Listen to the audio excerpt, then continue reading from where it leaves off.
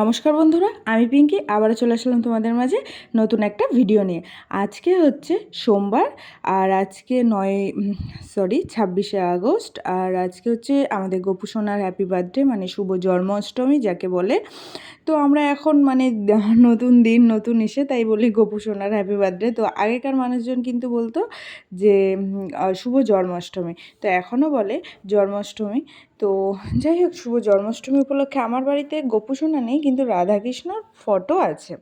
তো যাই হোক, রাধাকৃষ্ণ আর গোপু সোনা সে তো একই ব্যাপার হয়ে গেল, তাই না? তো হচ্ছে আমি যতটা পেরেছি মানে কাছ থেকে এসে নিজে হাতে সাজিয়ে রাধাকৃষ্ণর পুজো করার চেষ্টা করেছি। তো সেটাই আজকে তোমাদের মাঝে তুলে ধরলাম। দেখো কি সুন্দর করে সাজিয়েছি, কত সুন্দর লাগছে তাই না? আর ময়ূরের পালকটা না আমি কেটে দিয়েছিলাম ওটা একটু ডেকোরেশন করার জন্য। তো আমি এসে চান ঠান করে আগে চারিদিক ধুয়ে পাকলে আগে আমি চলে গেছিলাম পুজোর কাজ করব বলে। তো যাই হোক, আমি চারিদিকটা গুছিয়ে নিয়েছি। এবার ফলগুলো ধুয়ে কাটা শুরু করে দিয়েছি, কারণ ঠাকুরকে খাবার দিতে হবে আর কি। ভোগ তো আমি করিনি, তাই ভোগ নিবেদন বলবো না, হচ্ছে ভোগ করব।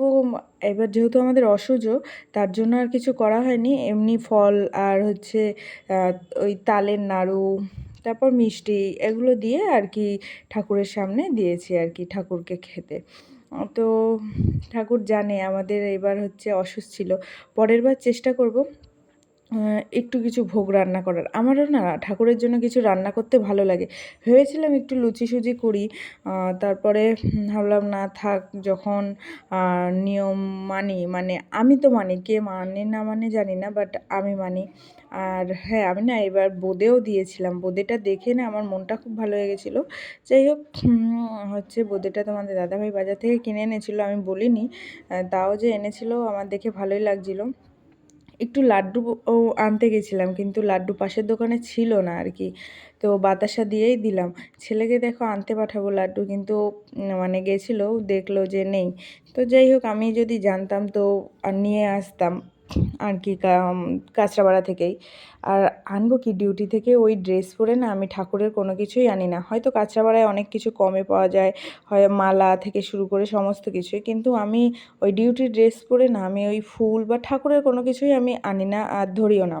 আমি যেমন বাড়িতে এসে চান করে তারপরে সন্ধ্যাবাতি দাও বা ঠাকুরের যে কোনো জিনিস, ঠাকুরের বাসন মাজা, সমস্ত কিছু আমি চান করেই করি, মানে এটা আমার মন থেকে আর কি হয় আর কি। আমার না ওই চান না করে ঠাকুরের জিনিস ধরাটা ঠিক ভালো লাগে না।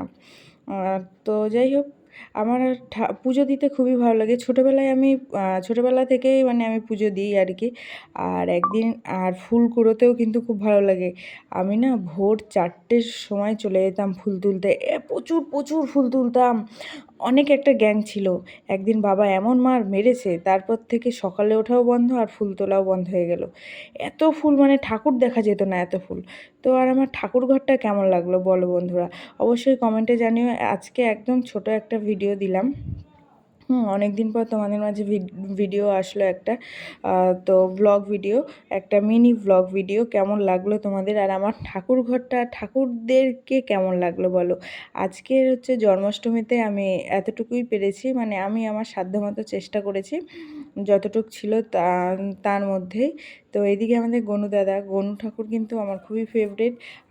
হচ্ছে আমাদের বলে গণেশা, আমার বোন আর আমার গণেশা দুজনেরই খুবই প্রিয়, মানে সত্যি খুবই প্রিয়। তো চলো আজকের মতো টাটা, বাই বাই।